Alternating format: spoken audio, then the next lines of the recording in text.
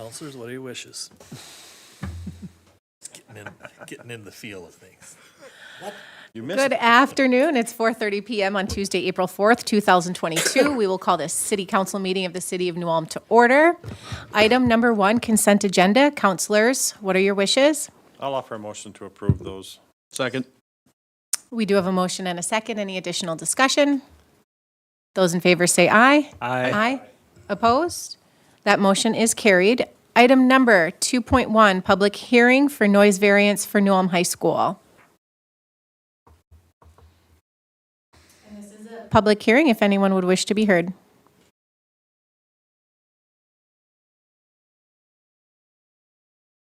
Hearing nothing, I'll offer a motion or resolution, waive the reading to close the public hearing and authorize the noise variance permit amplified sound on the baseball field loudspeakers at New Ulm High School, 1600 Oak Street, to host an outdoor movie event on Friday, May 6th, 2022, from 9 p.m. to 11 p.m. Second. We do have a motion and a second. Any additional discussion? Director Jorgensen, please call the roll. Counselor Mack? Yes. Counselor Christian? Yes. Counselor Schultz? Yes. Counselor Warmka? Yes. And President Becker? Yes, that motion is carried. Item number 3.1, conditional use permit for Amber Adams. Good evening, Council President, Councilors. John Isley, planner with the City of New Ulm. Before we go into the staff reports on conditional use permits and variances, I wanted to note that all of the Planning Commission recommendations were based on the Chapter 9, the old Chapter 9 zoning ordinance, because that's when we receive complete applications from those applicants. As of Sunday, we have adopted or put into place the new zoning ordinance. So just wanted to note that. Would it really make any change to any of these that are here, or Trying to think. Yes, actually. one? Actually, yes. Okay, I think And I'm I'll aware address of that when we one. get to the variance. Yep, okay, that sounds good. Thank you. Okay. This application is by Amber Adams, and she is proposing the operation of a massage therapy business as a home occupation in the R1, the single-family residence zoning district, at 406 South Garden Street. The maximum number of clients this massage therapy operation would serve is 4 per day or 1 client at a time. The hours of operation would generally be from 9 a.m. to 5 p.m. daily, and the longest appointment that they would have is roughly 90 minutes. Parking is available on the driveway, so there wouldn't be any on-street parking for their clients. The Planning Commission unanimously recommended approval with 4 conditions. 1, the hours of operation will generally be from 9 a.m. to 5 p.m., and no activity will take place after 9 p.m. each day. 2, the applicant will pay the cost to record the permit with the Brown County Recorder's Office. 3, the applicant will secure and maintain all necessary licensing from appropriate governmental units for the practice of the massage therapy. And 4, customer parking will take place on hard surface locations on the applicant's property. We've received no public comment regarding this application. With that, I'm going to offer a resolution, waive the reading, approving with conditions the applicant of Amber Adams requesting a conditional use permit to allow operation of a massage therapy business as a home occupation in R1 single-family residence zoning district on the property legally described as Lot A-3 of Outlot 364. The street address of the property is 406 South Garden Street. Second. We have a motion and a second. Any additional comments? We've granted this in the past from the zoning for recommendation. So. Thank you. Director Jorgensen, please call the roll. Counselor Mack? Yes. Counselor Christian? Yes. Counselor Schultz? Yes. Counselor Warmka? Yes. And President Becker? Yes, that motion is carried. Thank you. Item number 3.2, a conditional use permit for Nathan Spurl and Arlene Spurl. All right, the applicant here is Nathan Spurl and Arlene Spurl, and the property owners are Thomas and Sandra Bauer. They're requesting a conditional use permit to allow the operation of a small recording studio and private individual music lessons in an I-2 general industrial zoning district. This property is located at 227 North Front Street. The recording studio that they are planning to install in the old Tomtronics building is expected to be used once to twice a month, so not very frequently. And they are putting in soundproofing materials inside of that room to try to keep as much sound inside of the building as possible. The private music lessons that they're proposing are going to be ranging from beginner lessons all the way to intermediate, and those will be happening on an ongoing basis. The Planning Commission unanimously recommended approval of this application with 5 conditions. 1, the hours of operation will generally be from 10 a.m. to 7 p.m. with limited weekend hours. 2, no exterior storage will be permitted on the property. 3, customer parking will take place on hard surface locations on the applicant's property. 4, the applicant/property owner will pay the cost to record the permit with the Brown County Recorder's Office. And 5, the use shall comply with the performance standards found in subdivision 8, paragraph B of section 9.2 of the city code. And again, staff has not heard any public comment regarding this application. I'll offer the resolution, waive the reading, approving with conditions of the application of Nathaniel Sparrow and Arlene Sparrow, the applicants, and Thomas and Sandra Bauer, the owners, requesting of a conditional use permit to allow the following in an I-2 general industrial zoning district. The operation of a small recording studio and private individual music lessons on the property legally described as the east 65 feet of Lot 6 and Lot 7, Block 2 north of Center Street. The street address of the property is 227 North Front Street. Motion and a second. Any additional discussion? I just think it would be a good use of the property. It's a small, challenging property, and I think wish them success. They're playing that music right next to the animal shelter, right? Maybe they'll maybe like some of that music too, There you go. possible, right? Win-win. Any additional comments or discussion? Director Jorgensen, please call the roll. Counselor Mack? Yes. Counselor Christian? Yes. Counselor Schultz? Yes. Counselor Warmka? Yes. And President Becker? Yes, that motion is carried. Item number 3.3, conditional use close that, permit for Sweet Haven Tonics LLC. All right, for this conditional use permit application, the applicant is Sweet Haven Tonics LLC, and the property owner is Ann Vogel. They're requesting a conditional use permit to allow the production and retail sale of Sweet Haven Tonics products, the operation of a tasting room using Sweet Haven Tonics craft beverage concentrates on 110 North Minnesota Street. So the applicant's proposal is very similar to the definition that we have in our new zoning ordinance, which would be brew pub. And in our new code, brew pub would require a conditional use permit in that downtown or the B4 zoning district. The applicant is proposing to be manufacturing the tonics on site, also have retail sale in the front, and then a tasting room as well. They are currently proposing to be using the street level or the first floor of the building for all of those activities, with the upstairs continuing to be used by the property owner, and then the basement is vacant currently, but might have an option to be used by Sweet Haven in the future.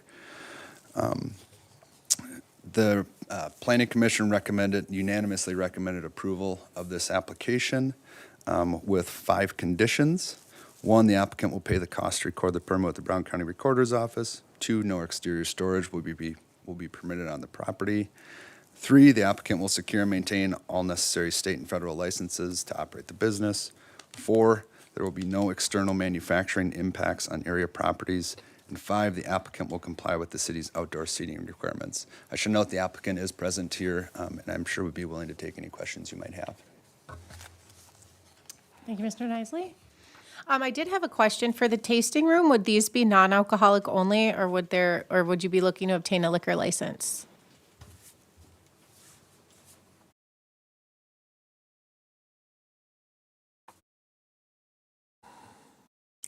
My name is Leah Tree-Levin, and I live at 1400 South Payne Street. The plan would be to have a liquor license and run it as a cocktail lounge. Thank you. You're not using all of this space, like from the Eleanor's to the, what's the CPA guys? That is, Larson Allen. Is there going to be a wall in the middle? the wall has already been put up between the two units. They have 2 separate owners. So we're just working on the part of the property that Ann Vogel owns. I think it's an absolute wonderful thing to have in downtown New Ulm, so wish you great success with that. And then Yeah. with that, I will offer the resolution, waive the reading, approving with conditions the application of Leah Treelevin on behalf of Sweet Haven Tonics LLC and Ann Vogel, the owner, requesting a conditional use permit to allow the following in a B3 General Business Zoning District. 1, the production and resale or retail sale of Sweet Haven Tonics products, and 2, the operation of a tasting room using Sweet Haven Tonics craft beverage concentrates on the property legally described as Lot 10, excerpting the parcel VC, parcel VD, and the vacated alley right-of-way abutting Lot 10, Block 64, north of Center Street. The street address of the property is 110 North Minnesota Street. Second. We have a motion and a second. Any more discussion? I just also think it's wonderful. I think it's wonderful you're using the property. I think that the product is wonderful. So I wish you continued success. Thank you for your support. Yes. Any other comments or discussion?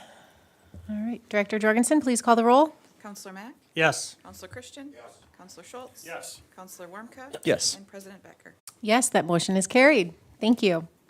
Item number 3.4, a variance request by Dennis P. and Kathleen J. Lux. All right. The applicant is proposing to construct a 660 square foot, 19-foot, 6-inch tall detached garage. The applicant stated in their application that the garage will be smaller and shorter than the existing house on the property. The peak of the garage will be approximately as high as the eave of the home, maybe slightly above that. The garage will have the same roof pitch and the same color as the house. At the Planning Commission meeting, the Planning Commission voted 6-1 in favor of, or recommending approval of the variance request with 3 conditions. The conditions are: 1, the applicant shall contact the city once all the stakes have been set for the placement of the accessory structure. 2, the applicant shall verify the height of the accessory structure with the building official prior to the construction commencing. And 3, no exterior storage shall be permitted on the property. Should note that the commissioner opposing the approval of the request did not feel that the application complied with the variance approval criteria. And one note for the future here is any variance applications that we're going to be receiving and bringing to the Planning Commission, after the Planning Commission makes a decision, they will be, what we will be creating is called a finding of facts form. And that'll be giving the reasons why they either recommend approval or recommend denial of that application, and that will go to the city council with the staff report on their recommendation. I guess my first question is, what is it specifically that is needing the variance? Is it the height? Is it the square footage? Like, can you tell me about what? Sure. Thank you. So the allowed height for a detached accessory structure in a residential district is 16 feet tall at the peak. The maximum allowed square footage for detached accessory structures is 1,000 square feet in the residential districts. I just want to add on that the property owner would like to add the gable-style roof on to match the house, rather than just have a sloped back, pitched. He explained, his reasoning, and that's where, That's where the he's height comes trying to tie in. on architecturally and aesthetically Okay. the blend. Not that they were trying to put like a second story of some sort in there or anything like that. It is a second story in there for storage reasons, and it is a Okay. half-lot property, and it potentially is going to be a playroom for his grandchild, so. I went through the alley, and in my mind, it fits in aesthetically with the neighborhood. I know the building official knows this can happen, that we have the 16-foot-high rule. People have figured out how to put a flat roof on a 16-foot-high garage and get a 2-story building. We do have one of those, I believe, in that area, so I don't have any issue with it. It fits in aesthetically with the neighborhood and other garages. Correct. And I think if they're going to do the same style, it makes sense. I just wanted to have some questions as to the height and. With that, I'll go ahead and offer a motion to approve with conditions the variance application by Dennis and Kathleen Lux to allow a detached accessory structure to be constructed to a height of 19 feet 6 inches on the property legally described as front 90 feet of Lot 1, Block 178, south of Center Street. Second. We have a motion and a second. Any more discussion? Those in favor say aye. Aye. Opposed? That motion is carried. Item number 3.5, use of unplotted legal description.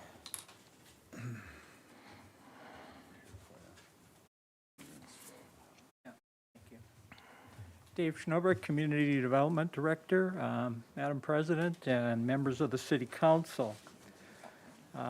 This request has been submitted by Carol Belter on behalf of Wakes Hilltop Acres LLC. The request is to facilitate the sale of property using an unplatted legal description. The description is provided on attachment 2, found in the staff report to the Planning Commission. There were 3 conditions that were approved with that recommendation. Planning Commission unanimously recommended approval of the request at their March 31st meeting.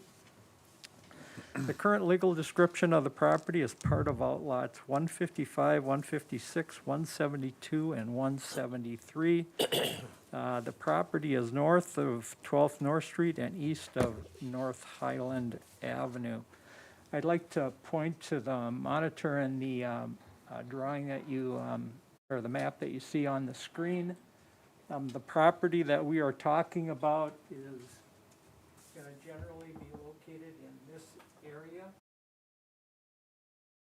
So this particular item also is linked with item 6.8 that we'll get to later on in the agenda.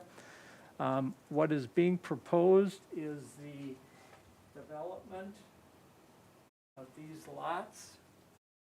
There's a total of 16 of them, and it's a requirement. They have some type of stormwater retention system, so they're going with a stormwater retention pond.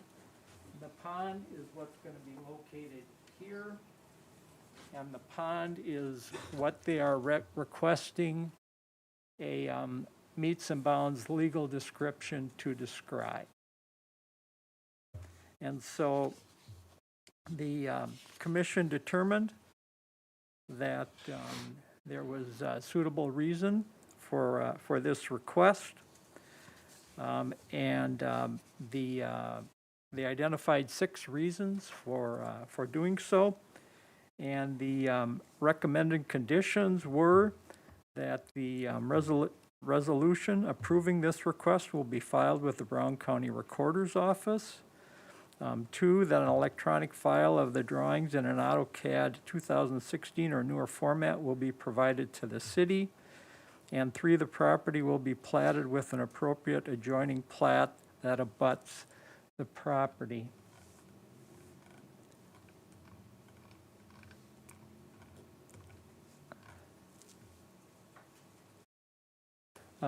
That would conclude the staff report. Where's my technical guy? She won't move. No, keep on this one. Okay, just stop. Okay, this is a drawing that shows what the description is of, and so that's, and within that area you can see kind of a dashed line. That's the actual rim of the pond. In the area that goes on either side of that, or on 4 sides, is intended for maintenance purposes. And this particular link here, that will provide us with access to an easement area that we have that extends off Raymond Drive like that. And so we will have access to the location, at all times in the future.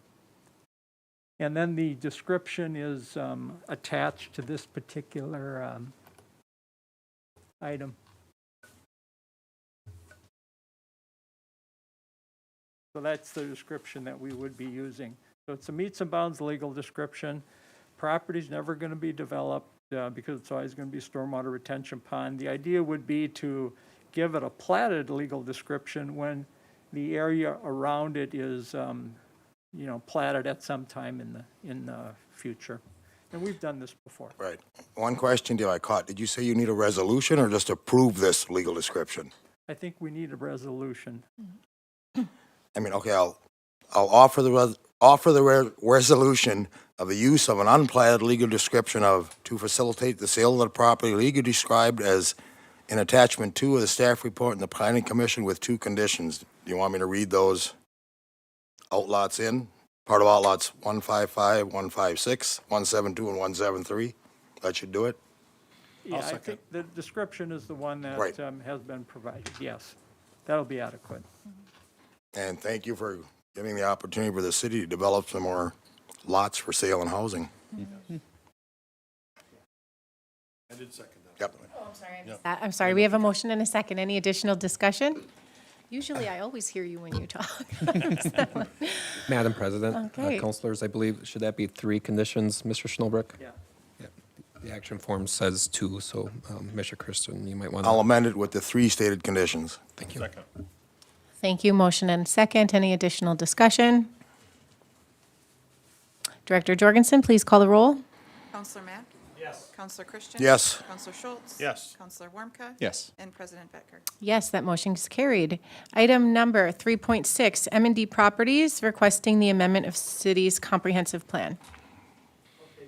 Request was made by petition that was submitted by Mike Kroll on behalf of M&D Properties LLC. The purpose of the petition is to amend the city's comprehensive plan to allow high-density residential land uses in place of medium-density residential land uses for the property legally described as Lot 1, Block 2, Lakeside Village Addition. The Planning Commission at their March 31st meeting unanimously recommended denial of the request, and I would note that it was a full Planning Commission that was present at that particular meeting. Street address of the property is 1003 Mack Lane. The property is located east of Mack Lane and north of Village Lane.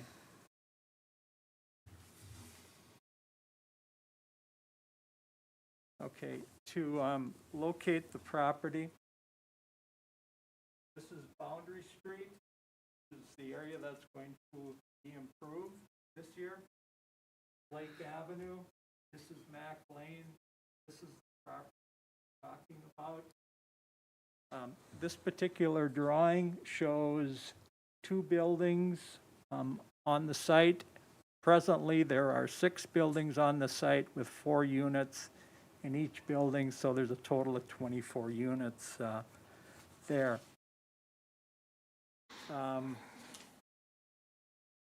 We received 6 emails from property owners within the area. So we do notify everybody within 350 feet of the subject property. Those property owners expressed generally some concerns about the proposed change. There were some that indicated that perhaps it would be acceptable if there was another means of access to the property. As you look at this particular drawing, you will note that the only way to the property is down Lake Avenue to Mack Lane. There's no other of access site. In considering this request, the Planning Commission has a set of criteria that they use. There were 6 criteria.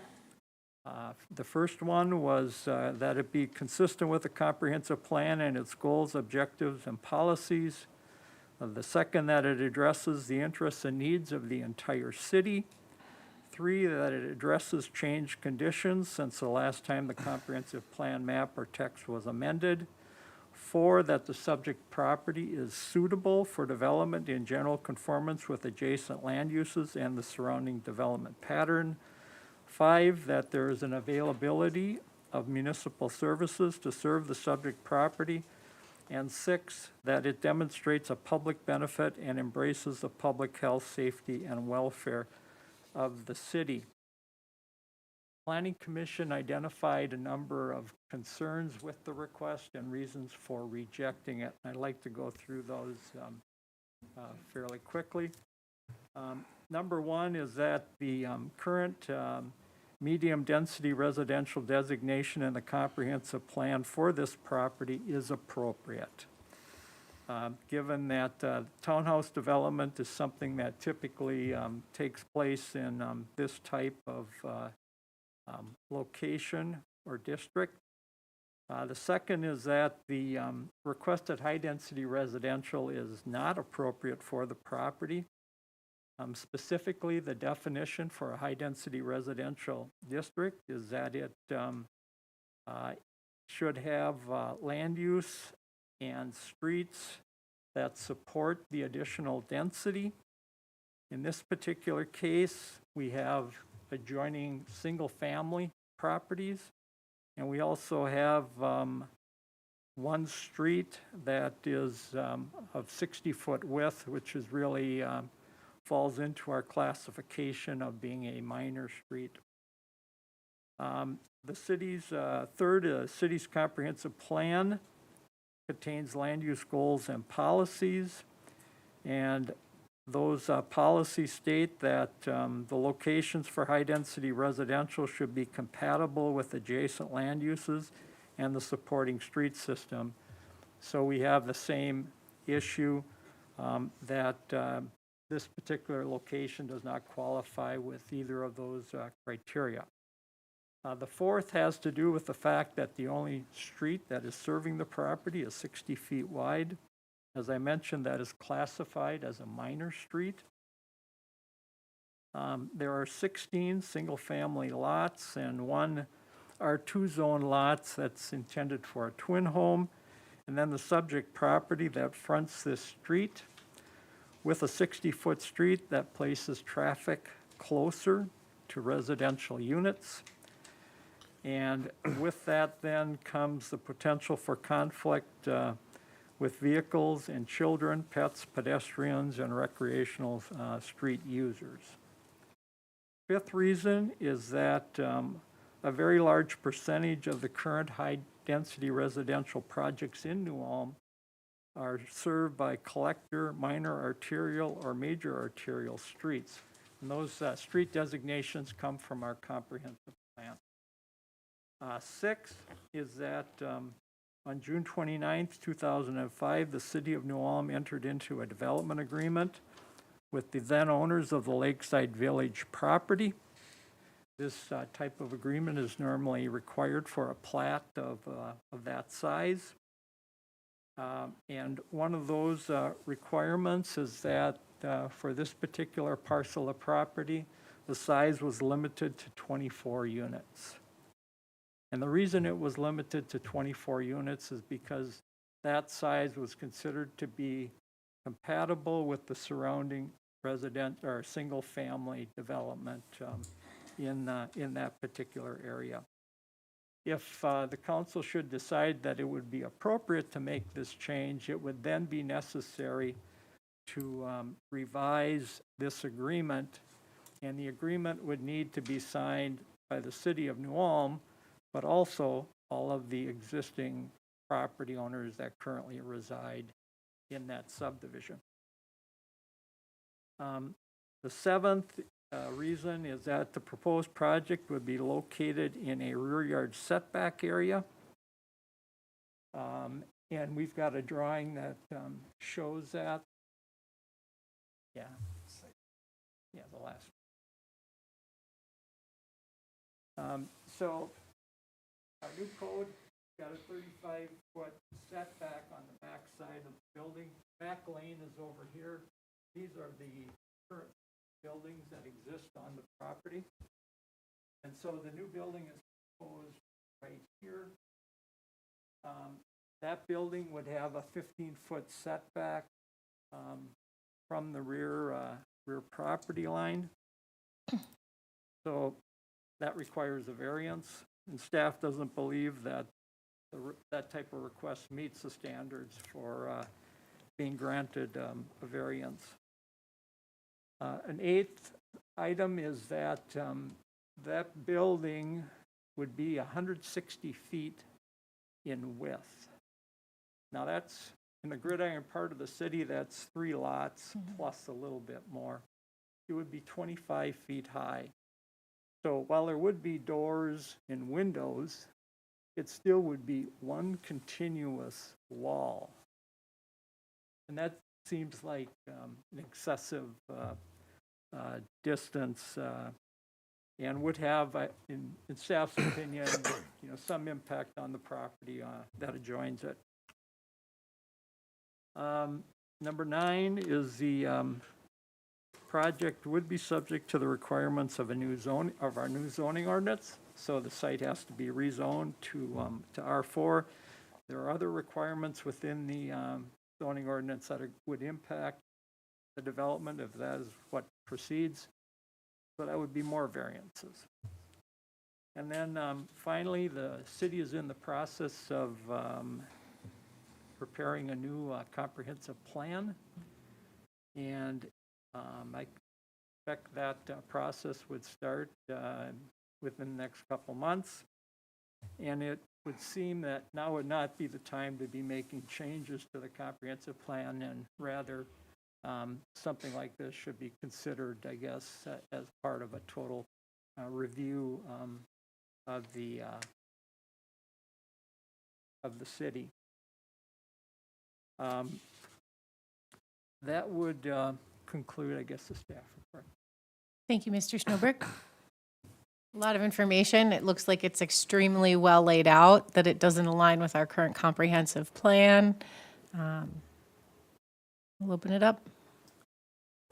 Just a couple comments. I know we need housing, and, that's not enough criteria, though, to grant this, this situation. We've heard from the neighbors already, and then if we'd have to go through and get every neighbor's signature, and rechange thing. Another thing is we don't have a solid plan, in place. Joe Stadheim had stated for the water runoff plan, for the size of the property, because the proposed location was where, when he entered in this in 2016, was where the stormwater water runoff was going to go at one point in time. And then, if it would go through, we'd be dealing with all the other variances. And there's not another entry. There's a road on the backside there that's to the Runk Pit, and that's not a city-owned road. That's a county road. So,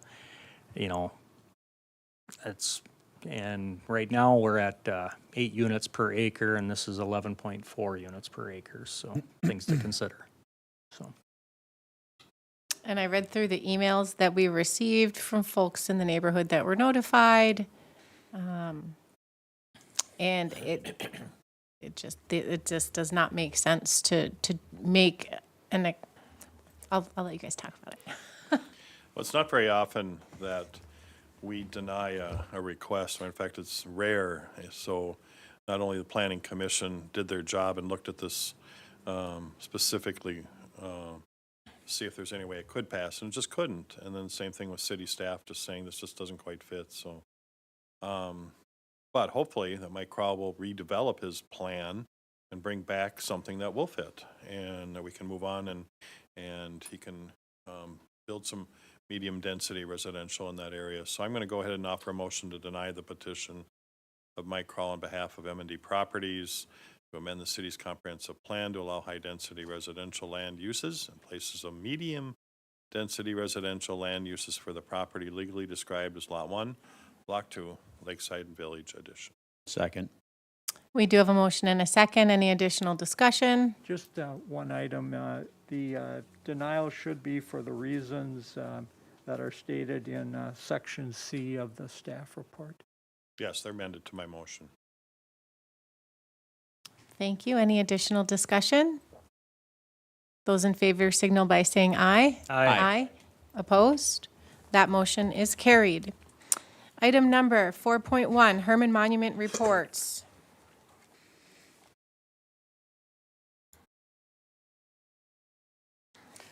Tom Schmitz, Park and Recreation Department. President Betker, councilors, you have before you simply 2 reports to receive and order filed that we've received from consultants related to the status and future improvements to Herman Monument. So it's going to take some time for you to review those, and staff will come back with you at a work session once we're closer to creating a framework forward on the monument. Thank you. Tom, for the listening public, can you just real briefly give a overview of both proposals? Certainly, Counselor Betker and counselors, in the packet, you simply see that our present thought from staff here with the city as the owner and operator of the monument is that everything below Herman's feet needs complete replacement or restoration. The statue at top is acceptable at this point in time, but all of the limestone, brick, steel, glass, and wood needs to be replaced. So our proposal that we're working on would be a deconstruction to disassemble the monument, document that disassembly, and then create a reassembly plan and move forward with reassembling the monument with like materials. Limestone's still available, brick's still available, and all those original materials are still available. So we will rebuild Herman in a similar fashion as he was originally constructed. So, and he'll be able to last another century. Thank you. And so what we're doing is receiving the report, and then we will discuss this at an upcoming work session. Correct. Thank you. This report will be on the website for those that want to take, the public that want to take a look at Might it I as just well. add a comment? First of all, thank you to Tom Schmitz for continuing this effort to say this is not a new home monument. This has national, international significance. Unfortunately, it was built before there was a tool available to cut granite. Otherwise, it would still be there. Back then, they had to use soft sandstone. In the 1850s, a British historian wrote that had Arminius been unsuccessful, England's ancestors would have been enslaved or exterminated in their original homeland along the Lippe and Weser rivers. This island, we would never have borne the name England, and we, this great English nation, whose race and language are now overrunning the earth from one end to the other, would have been utterly cut off from existence. This was written in 1850s, one of the greatest battles ever. And today, you cannot fly an airplane anywhere in the world unless you are conversant in English. This was originally funded by national monies, and it is more than just a new home monument. Thank you very much. Thank you, Mr. Warder. Thank you.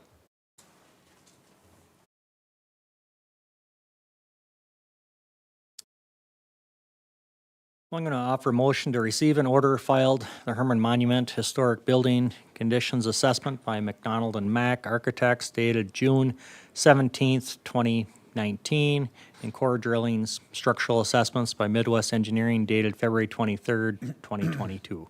Second. We do have a motion and a second. Any more discussion? Those in favor signal by saying aye. Aye. Aye. Opposed? That motion is carried. Item number 5.1, 2022 Utility Street and Alley Improvements, Group 1 Project. Thank you, Madam President, City Councilors. As previously authorized, city staff received and opened one bid on Wednesday, March 23rd, for the 2022 Utility Street and Alley Improvement Group 1 project. The bid was opened and read aloud as follows. MR Paving and Excavating, $3,249,945.73. The bid was tabulated and found to be correct as read. The bid was approximately 9% below the engineer's estimate, and it is our recommendation to award this contract to MR. Thank you, Mr. Stadheim. I'll make the motion to award the contract of the 2022 Utility Street and Alley Improvements Group 1 project to M&R Paving and Excavating in the amount of $3,249,945.73. I'll second. Motion and a second. Any additional discussion? Those in favor signal by saying aye. Aye. Opposed? That motion is carried. Item number 5.2, 2022 MSAS Improvement Project. Madam President, City Councilors, we also received and opened one bid on Wednesday, March 23rd for the 2022 MSAS Improvement Project. This is the 20th North and Front Street project. That bid was open and read aloud as follows: MR Paving and Excavating, $1,856,432.01. The bid was tabulated, found to be correct. That bid was almost 10% over the engineer's estimate. We were able to analyze the bid, and that was mostly across the board material price increases, especially for concrete and precast concrete structures and manhole structures and things of that nature. The bid recommendation is to approve this to MR Paving. You'll see in the action form that it was contingent on the MnDOT Office of Civil Rights approval to award this bid. The city has since received that clearance to award the bid yesterday. So it is our recommendation to award this contract to MR. Joel, what does the Office of Civil Rights have to do with anything? This project contains federal monies and state aid monies. So with those monies, there's additional paperwork we have to do. This project has a DBE goal on the project, which is a disadvantaged business goal. So women and minority-owned businesses are encouraged and are to be participating on these types of projects. The goal on the project was around 9%, and the actual work being done by DBE contractors is around 16% that MR submitted. So that paperwork needs to be reviewed and approved by the Office of Civil Rights for their work plan and the contractors that are using this project because of those additional funds that are granted to us. Good question. Yes. Excuse me, the 2022 MSAS Improvement Project to M&R Paving and Excavating Incorporated in the amount of $1,856,432.01, contingent on the approval of the MnDOT and Office of Civil Rights. Second. Motion and a second. Any additional discussion? They couldn't round down that penny? I had to say on 1 penny. Those in favor signal by saying aye. Aye. Opposed? That motion is carried. On to new business. Item number 6.1, set public hearing to set new and review existing liquor license fees. I'll offer a motion to set public hearing date to set new and reviewing existing liquor license fees for Tuesday, May 17th, 2022. We have a motion and a second. Any question? Those in favor say aye. Aye. Opposed? That motion is carried. Item number 6.2, set the date of the public hearing on the 2022 surface reconstruction project. I'll offer the same motion for that public hearing for Tuesday, May 17th at 4:30 PM. And, maybe I'll mention the surface reconstruction projects include 19 North Street from Broadway to Franklin, Franklin Street from 12th North to 17th North Street, Washington Street from 19th North to Highway 14, 10th South Street from Summit Avenue to Roslyn Road, Roslyn Road 10th South Street to South Terminus, and Washington Street from 15th South to 17th South. Second. We do have a motion and a second. Any additional discussion? Those in favor say aye. Aye. Opposed? That motion carries. Item number 6.3, professional services agreement with Braun Intertech. Madam President, City Councilors, this contract for materials testing services with Braun Intertech is for that 20th North and Front Street project, the 2022 MSAS Improvement Project. Again, with the federal money and state aid money that is on this project, there are additional material testing requirements to ensure all materials used on this project meet the standard specifications for the project. So it was our recommendation to award the contract to Braun Intertech. The city engineer has reviewed the contract and is okay moving forward with this. I'm going to offer the motion to approve the professional service agreement with Braun Intertech in the amount of $39,980 to provide material testing services for the 2022 MSAS Improvement Project, and authorize the city attorney to make minor changes to the agreement, and authorize the city manager to execute the agreement. Second. Second. We have a motion and a second. Any more discussion? Those in favor signal by saying aye. Aye. Opposed? That motion carries. Item number 6.4, bid for the replacement of 2 rooftop units at the library. Madam President, Councilors, Elwood Zabel, City Building Official. We're looking at replacing 2 of the big units on the south end of the library. We received 1 bid. We had a mandatory walkthrough. We had 2 companies show up, but only got 1 bid. There was other things discussed about up on the roof, as you can see from the bid sheet. Those we're going to look at a future date. We're just looking at replacing the rooftop unit, getting the fire signal integration added, and the Wi-Fi accessible controls with it. You satisfied with that bid price? From what I've been hearing, that's where we're about at, and we're roughly 20 weeks out to get the units in. So, Hold the price for 20 weeks. well, they'll put the order in right away. I Right, mean, right, once we right. sign the contract, they'll get it ordered and stuff, and we'll have that price, but it's 20 weeks before they're delivered, hopefully. Elwood, what kind of timeline do we have on, the age of our current units that we're replacing? We're looking at they're about 20 years, 20 Okay. to 25 years old. So we And got they're- looking for another 2025 with these units? Yes, yeah, we're looking for that time span again. I'll offer a motion to accept the bid in the amount of $59,200, no pennies, from Gag Sheet Metal for the replacement of 2 rooftop units at the library. Second. We do have a motion and a second. Any more discussion? Those in favor say aye. Aye. Opposed? Motion carries. Item number 6.5, bids for replacement of skylight at the library. Madam President, Councilors, we've been working on this issue since approximately 2018, and we were, as described, we were looking at other options of going to something different than the skylight. None of those options really panned out, so I reached out to a couple of businesses with skylights. The WL Hall Company is the skylight supplier of the skylight we have.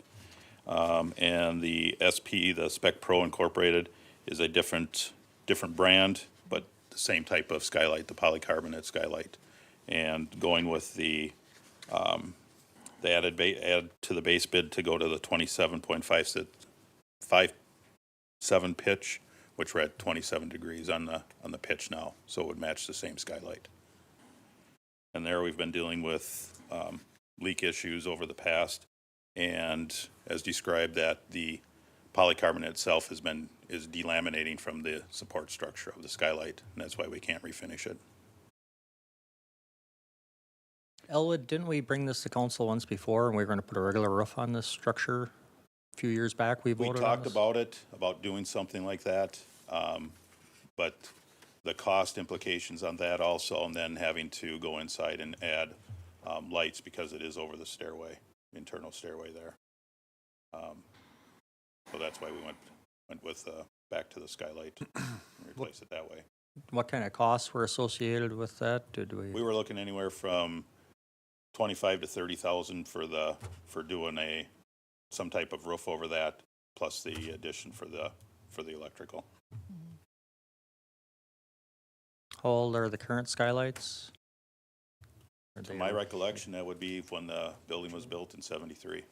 They've been recalked a few times and repaired, but they're original. Okay. Can't have leaks at the library, so I'll make a motion to direct staff to accept the bid in the amount of $41,486 from Spec Pro Inc. and proceed with the replacement of the library skylight. Second. We have a motion and a second. Any more discussion? Those in favor say aye. Aye. Aye. Opposed? Motion is carried. Item number 6.7, first consideration of ordinance number 22-053, fifth series, amending section 4 of the, 6.6. First consideration of ordinance number 22-052, fifth series, amending section 5 of the city code. Counselors, we have received some requests for some different licenses that aren't currently in our ordinance, but are allowed by the state, and that would be the micro distillery on and off sale.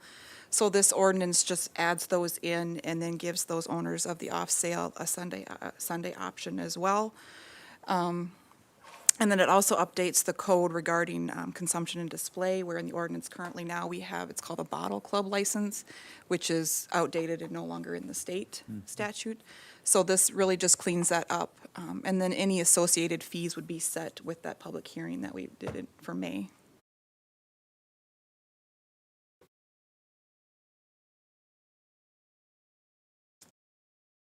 I don't have any other questions. I'm going to offer the first consideration of the ordinance number 22-052, fifth series of the City of New Ulm, Brown County, Minnesota, amending Section 5 of the City Code relative to liquor licensing regulation. Second. We have a motion and a second. Any more discussion? Would this cover the tonic, Sweet Haven tonic thing as well? No, I believe she'll just need an on-sale license. Yeah. Okay. Originally, we were looking at the consumption, and that's why we looked at the state to get that in line, but I think she's going to go a different route. Black Frost, though, would be fall into that. Yep. We have a motion and a second. Any additional discussion? Those in favor say aye. Aye. Aye. Opposed? That motion is carried. Item number 6.7, first consideration of ordinance number 22-053, fifth series, amending Section 4 of the City Code. Counselors, this request was brought to our attention after some violations, and we were invoicing out the fees that they need to pay. The ordinance currently is not in line with state statute, so that's all this correction is doing, is bringing it in line with state statute regarding the fees that we charge for violations and the age limits for tobacco sales. With that information, I'll go ahead and offer the first consideration of ordinance 22-053, fifth series, amending Section 4 of the City Code of the City of New Ulm relative to the business regulation of the sale of tobacco. Second. We have a motion and a second. Any more discussion? Those in favor signal by saying aye. Aye. Aye. Opposed? Motion carries.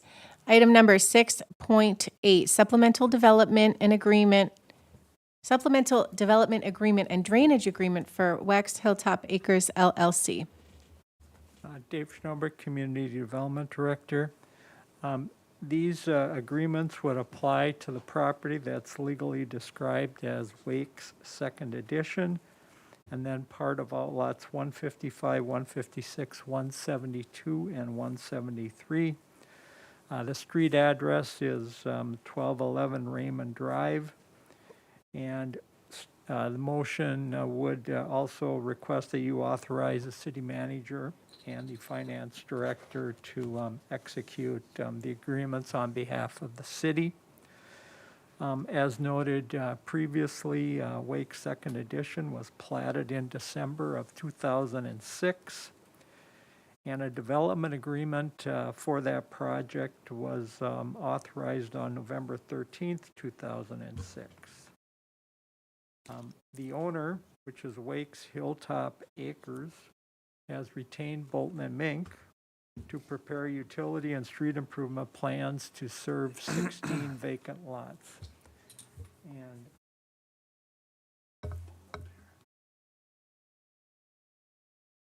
okay, so those 16 lots represented here is unimproved commercial. So the development agreement that was approved in 2006 did not authorize the owner to retain a contractor to complete utility and street work, nor did it have any requirements regarding stormwater management. And so consequently, it's necessary to prepare what is being termed a supplemental agreement to cover those issues, as well as to bring the development agreement up to the current standards that we have for these kind of projects. In addition to the supplemental development agreement, there is also a drainage agreement. Now, the drainage agreement pertains more so to the stormwater retention pond that we discussed with the legal description matter. The supplemental agreement will only apply to the 16 lots that are current, that I pointed out, that adjoin 12th North Street. And it authorizes the property owner to retain a contractor to install public improvements within the 12th North Street right-of-way, as well as in other project areas. It also addresses other issues associated with the project. The drainage agreement addresses stormwater requirements for the property.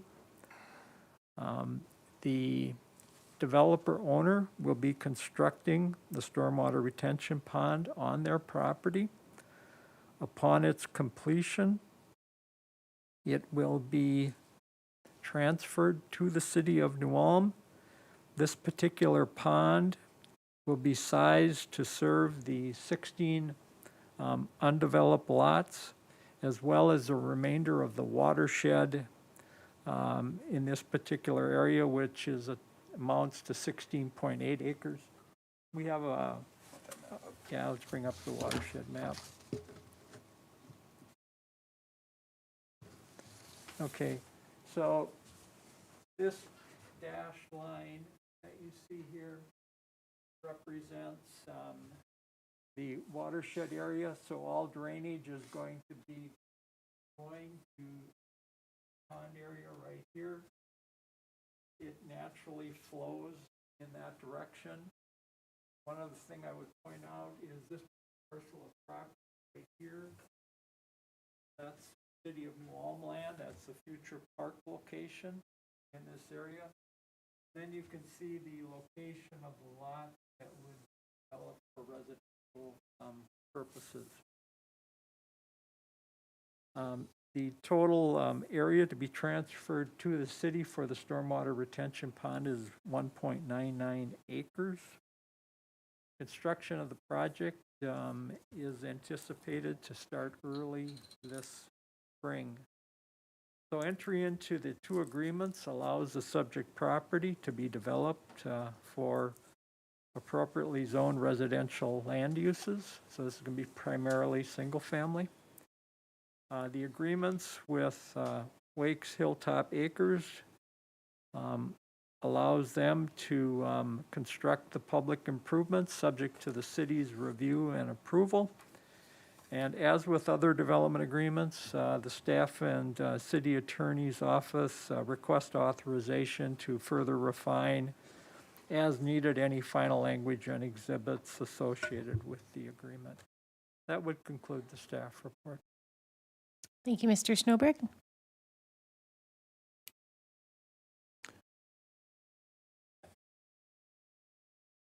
It's outstanding to see that area keep being developed.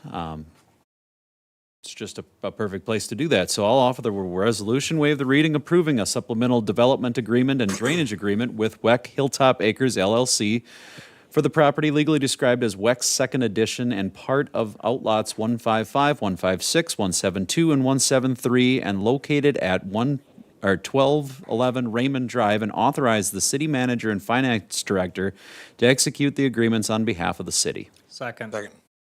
We do have a motion and a second. Any more discussion? So just to recap, so the property owners are looking to make 16 lots, and they're going to be responsible for putting the utilities into those lots. Are they also developing them, or are they going to sell them to a developer? Like, are there, what are the actual plans for, because you'll get it plotted, but then what? I'm just curious, I believe that the developer will offer the lots for sale. For sale. And For they do private not development. intend to construct any dwelling units yourselves, so. Possibly. Okay. So This is all, and the only types of units that could go on these, like, you couldn't have somebody buy up 4 of these lots and build an apartment, no, that they're would not be zoned for that. permitted. Okay, just, It's already 'cause those are- zoned, single family. Yep. With the exception that the two lots that are closest to North Highland Avenue are zoned R2, so you could put twin homes in there if you so desired. All right, perfect. No, I think it's great. Thank you. I just wanted to expand a little. Any more discussion? Okay, Director Jorgensen, please call the roll. Counselor Mack? Yes. Counselor Christian? Yes. Counselor Schultz? Yes. Counselor Warmka? Yes. And President Becker? Yes, motion carries. Thank you. Item number 6.9, Development Agreement, S&P Development LLC. Okay, this development agreement is for the property legally described as the west 370 feet of Lot 1, Block 2, 5th North Street, First Edition, and it is located at 648 to 685 Warju Avenue. And again, you're being asked to authorize the city manager and finance director to execute the agreement on behalf of the city. The development agreement covers issues associated with the construction and use of the property for residential purposes. The property is owned by S&P Development, and that consists of two individuals, Alan Paler and Mark Schaefer. Property is generally located north of Beinhorn Street and west of Fender Drive and south of 7th North Street. Beinhorn, 7th, Fender. So in red is the area that is being platted as Milford Heights 5th Edition. And that particular edition will consist of 20 lots. So there'll be 10 on each side of the extension of Warju Avenue. And each 10-lot segment will accommodate 5 twin homes. So this property is being platted for the development of twin homes. The project will include the construction of a public street as well as drainage and utility improvements. And these improvements will eventually be owned by the city. Construction of the project is scheduled to start this fall. Entry into the development agreement will allow the developer to proceed with the construction of new residential units. The agreement authorizes the developer to install public utility and street improvements to serve the project area. The attached agreement has been sent to the developer for their review, and it was acceptable to them. And as with other development agreements, the staff and city attorney's office request authorization to further refine as needed final language and exhibits associated with the agreement. That would conclude the staff report. Thank you. I'm going to offer the resolution, waive the reading, approving the development agreement with S&P Development LLC for the property legally described as the west 370 feet of Lot 1, Block 2, 5th North Street, First Edition, and located at 648-685 Warje Avenue, and authorize the city manager and finance director to execute the agreement on behalf of the city. Second. We do have a motion and a second. Any additional discussion? Director Jorgensen, please call the roll. Counselor Mack? Yes. Counselor Christian? Yes. Counselor Schultz? Yes. Counselor Warmka? Yes. And President Becker? Yes, motion carries. Item number 6.10, Park and Rec donations. Okay, I'm going to start to read this. If my voice runs out, Counselor Schultz will take over. I'm going to offer the resolution, waive the reading, accepting donations offered to the city and home through the Park and Rec Department as outlined. Riverside Park Environmental Learning Center improvements and programming, $6,000 from the Isaac Walton League, Chapter 79. Pollinator Park improvements and programming, $1,000 from the Isaac Walton League, Chapter 79. $200 from Dr. Ann Vogel. Sherman Park paver stones and improvements, $200 honoring Hilly and Arlene Kroll from the John and Dawn Kroll family. German Park Veterans Square, $8,000 honoring Vietnam veterans from Kathy Mai. Herman Heights Park Bench, $1,823 honoring Henry and Michael Paulzine from Clarence Cleo Loisette, Mary and Constance Paulzine. Civic Center Wooden Bench, the second half is $486.89 honoring Harvey Yanni from Jeannie Yanni. Dog Park Granite Bench, $2,465 honoring Jeff Weniger from Jamie Weniger and Jessica Frenning. 2 trail informational kiosks. One is near 2300 North Broadway and one near the Mueller Park parking lot from the New Ulm Bicycle Group, Eagle Scout candidate Eric Goetz, the Heart of New Ulm Project, and bribe and donors at 122 South Garden Street, New Ulm, Minnesota. Thank you letters to be sent by the mayor. A grand total for that month was $20,174.89, cash and 2 trail kiosks, and thank you to those donors very Yes, much. thank you. I'll second that. Thank you. We have a motion and a second. Any more discussion? Director Jorgensen, please call the roll. Counselor Mack? Yes. Counselor Christian? Yes. Counselor Schultz? Yes. Counselor Warmka? Yes. And President Becker? Yes, motion carries. Item number 7.1, report of claims paid.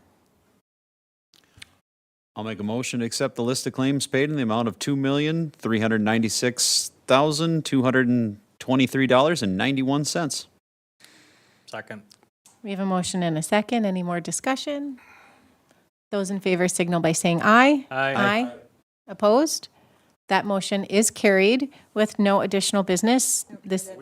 Oh, we have addendums. I- Offer a motion to suspend the rules to take on the addendum. Second. We have a motion and a second to accept tonight's addendum. Any discussion?